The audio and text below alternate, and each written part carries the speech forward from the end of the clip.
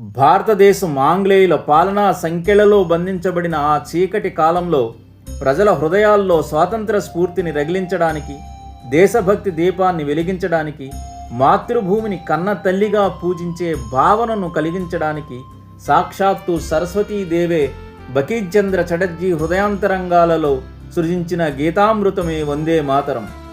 వందే మరియు మాతరం అనే రెండు సంస్కృత పదాల కలయికతో ఏర్పడిన వందే మాతరం అంటే ఓ తల్లి నీకు వందనం అని అర్థం. 1875లో రచించబడిన వందే మాతర గీతానికి 150 సంవత్సరాలు పూర్తయిన సందర్భంగా వందే మాతరం ఔన్నత్యాన్ని స్మరించుకుంటూ రచించిన కవితా సుధే ఇప్పుడు నేను చెప్పబోయే తల్లి భరతమాత నీకు వందనం. బకించంద్ర మదిలో జ్వలించిన భావం, ప్రతి భారతీయుని గుండెలో రగిలిన విప్లవం, బానిస సంకెళ్లను చీల్చివేసిన మంత్రం వందే మాతరం. స్వాతంత్ర సమరోత్సవానికి జీవామృతం, కత్తులు కన్నా పదునైన భావతరంగం, తుపాకుల కన్నా ధీటుగా ధ్వనించిన త్యాగగీతం వందే మాతరం.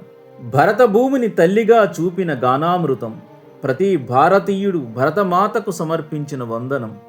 చివర శ్వాస వరకు మాతృభూమి ముద్దుబిడ్డగా జీవించమని బోధించే జ్ఞాన సందేశం వందే మాతరం.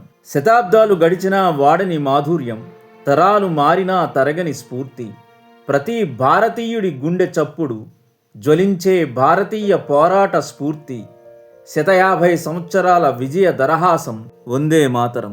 ఓ భరతమాత, సుజల సుధలతో నిండిన తల్లివి నువ్వు, సుఫల పంటలతో చిరునవ్వు చిందించే మాతృభూమివి నువ్వు, మలయ పవనాల చల్లదనాన్ని అందించే శాంతి స్వరూపునివి నువ్వు, పచ్చని పంట పొలాలు చీర అంచులై మెరిసే అష్టలక్ష్మివి నువ్వు, వెన్నెల రాత్రుల్లా మనసును తాకే ఆనందమయివి నీవు, పుష్పించే వృక్షాల్లా అందాన్ని పుణుకుపుచ్చుకున్న పరిపూర్ణ తల్లివి నీవు, సుఖాన్ని వరంగా ఇచ్చే కరుణామయివి నీవు.